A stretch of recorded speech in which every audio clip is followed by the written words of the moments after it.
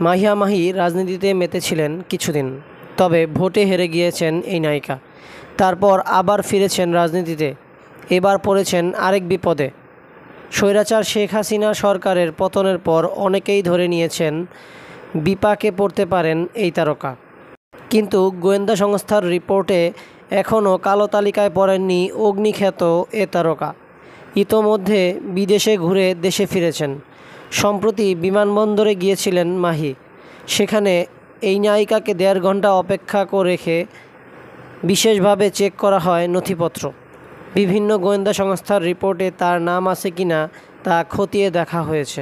সামাজিক যোগাযোগ মাধ্যমে একটি ভিডিও বার্তায় বিষয়টি নিজেই জানিয়েছেন মাহি। ওই ভিডিওতে মাহি বলেন, 1 থেকে 1.5 ঘন্টা হবে আমি জাস্ট বসেছিলাম, কারণ কর্তৃপক্ষ নিশ্চিত হতে চাইছিল আমার বিরুদ্ধে কোনো অভিযোগ আছে কিনা।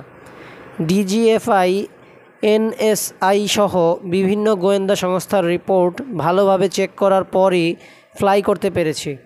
বিভিন্ন গোয়েন্দা সংস্থার রিপোর্টে তার নাম না থাকলেও মাহির কপালে আছে চিন্তার ভাঁজ। তবে সেটা অন্য বিষয় নিয়ে। নায়িকার বড় চিন্তার কারণ হয়ে দাঁড়িয়েছে পুরনো একটি ফেসবুক পেজ, যার নিয়ন্ত্রণ অন্য কারোর হাতে, তাও আবার ভেরিফাইড নীল ব্যাজ পেজ। 2014 সালে মাহির এই পেজটি হ্যাকড হয়। এখান থেকে বিভিন্ন সময়ে বিভিন্ন কিছু সরানোও হয়েছে। এখন পর্যন্ত তা নিজের নিয়ন্ত্রণে আনতে পারেননি মাহি। আর এর কারণ মাহি নিজের অ্যাকাউন্ট বা ফেসবুক পেজ ভেরিফাইডও করতে পারছেন না। বাধ্য হয়ে ভক্ত ও শুভাকাঙ্ক্ষীদের কাছে পরামর্শ চেয়েছেন অগ্নিকন্যা খ্যাত এই চিত্রনায়িকা। মাহি বলেন, এই ভেরিফাইড পেজটা আমার কন্ট্রোলে নেই। 2014 সালে কে বা কারা হ্যাক করেছিল।